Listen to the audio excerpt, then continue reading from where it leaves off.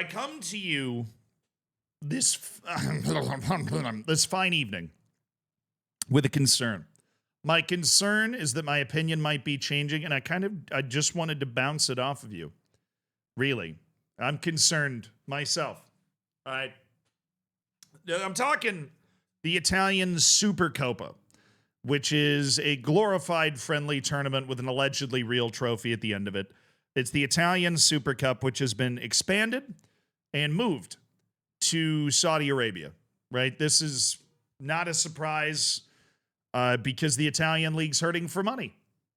Nobody is surprised by anything being in Saudi Arabia, Qatar, right? UAE. Nobody's surprised by anything being there, right? Because they have a startling amount of money at their disposal to basically do whatever they want. They spend their money like a horny 12-year-old boy, right? They get WWE, they get all these professional sporting events.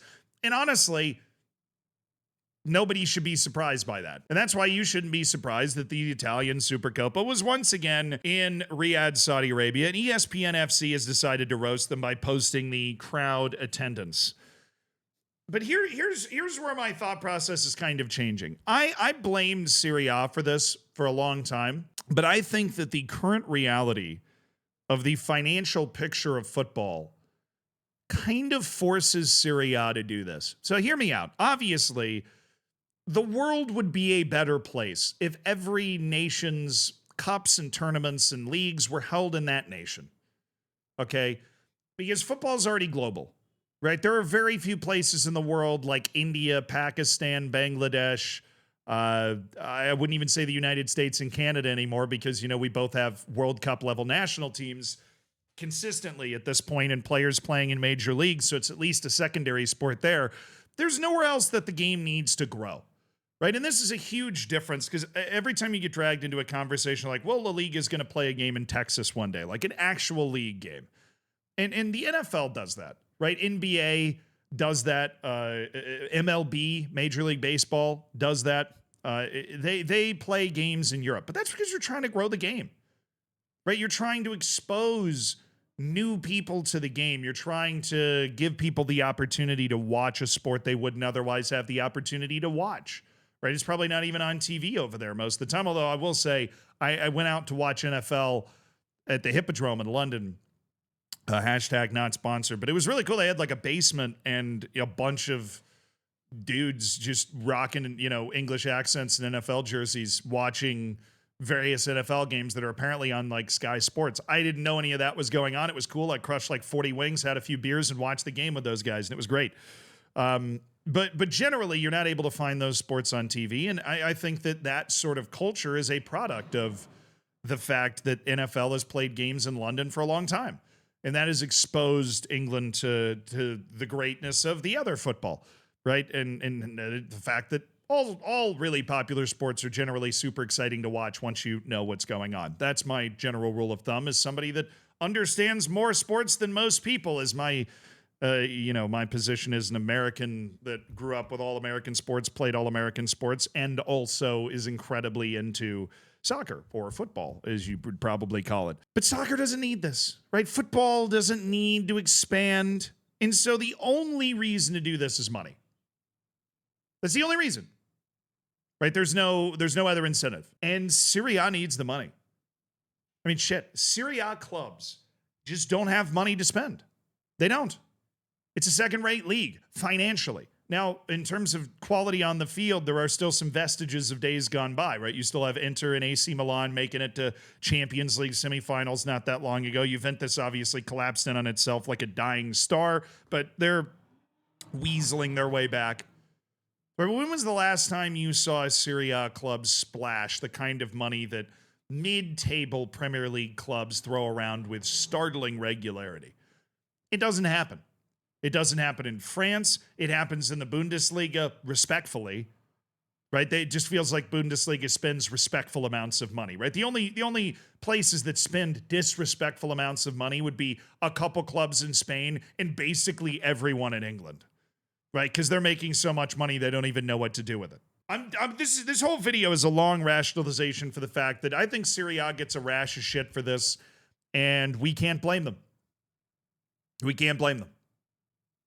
because they need the money. If they don't get the money, they're not going to be able to compete. They can barely compete as it is right now. And that is a shame because Serie A is such a historically significant league, right? With some of the most significant clubs in the history of football, right? The names that echo through the ages. All of the best players that seem to have ever played have played in Serie A except for Messi, basically. Right. And that was the dream. I mean, for a lot of those guys that were growing up in the 70s and 80s, right? The dream was, I want to go play for, Inter or AC Milan. Like that's what I want to play for. And, Real Madrid was obviously also there. Real Madrid's kept that mystique going, and these other clubs have fallen off. Now, there's a million things that have contributed to that.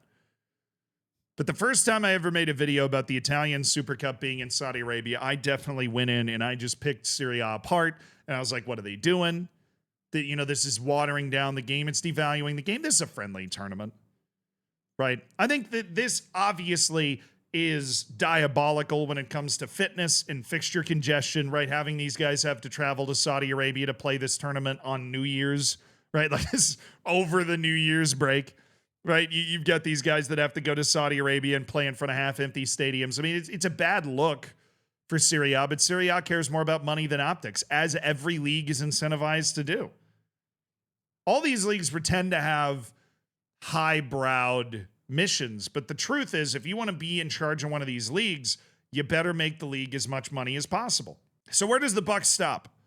How do you keep leagues from being incentivized like La Liga is going to try to put a match in the United States, or the Italian Super Cup expanding and then going to Saudi Arabia to get more matches and try and make more money?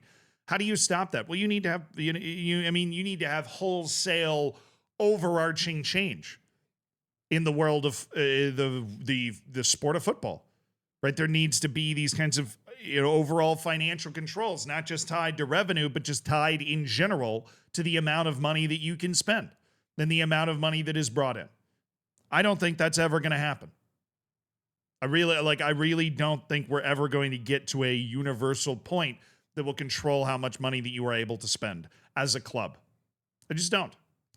And if that doesn't happen, which I don't think it will, we're going to live in a world where this sort of shit happens until they run out of money. And even when they run out of money, there will always be somebody else there. There's always another state with a ton of money, or another state with a huge honeypot that somebody's trying to stick their hand in, like the United States. Then the league is trying to get a little more of that action because they see the fact that the United States watching the Premier League is part of the reason the Premier League's TV deals have taken off like jet rockets over the last 25, 30 years. And La Liga wants a little piece of that pie. And Javier Tebas, for as weird of a dude as he is, and we've talked about him on this channel multiple times, he knows that. And the decision to try and play a La Liga match in the United States is smart because it'll get a ton of press and it'll sell out. It'll be full. And it'll get eyes on La Liga. It'll get people paying attention to La Liga and trying to overcome that language barrier. But honestly, Spanish is very widely spoken in the United States. That language barrier thing, it's overblown. Speaking as somebody that grew up in Florida and lives in New York now, you can get by in the U.S. with Spanish. There's a reason Lionel Messi's in Miami, because there are certain epicenters of Spanish speaking, but La Liga has a huge untapped market in the United States that they're trying to tap. And because there aren't those price controls, it's the only logical decision for them to make. In the same way that the only logical decision for Serie A is to take its least valuable cup tournament and turn it international, because Saudi Arabia will literally write them a check for it. And then they can matriculate $1 million, $2 million to each club to try and help keep them afloat, try and help give them a little more juice to be able to compete. That's a sad reality of kind of where we are, but I've taken my pivot in stance from how dare you do this to basically like this is kind of inevitable. People would get fired if they didn't take this, right? If they knew it was on the table, they'd find new people to run Serie A, right? The clubs are in charge of that. And the clubs are incentivized to do that because all of them are having to do all these weird-ass transfer swap deals to try and get enough money to compete to begin with. So who do you blame? The football gods, right? Saudi Arabia for trying to just vacuum up as many sporting events as it possibly can. Serie A for trying to maximize its profits in a world where it literally has to do that, or else the people making those decisions will lose their jobs. It gets more complex the more you think about it. That's why I wanted to make this video, is I wanted to hear your thoughts. on this situation? What part of this am I missing? Right? I mean, obviously, you'd love to live in a world where Serie A and Italy would look at Saudi Arabia and go, man, all that human rights stuff. Maybe we shouldn't do that. But they don't. The players don't. The leagues don't.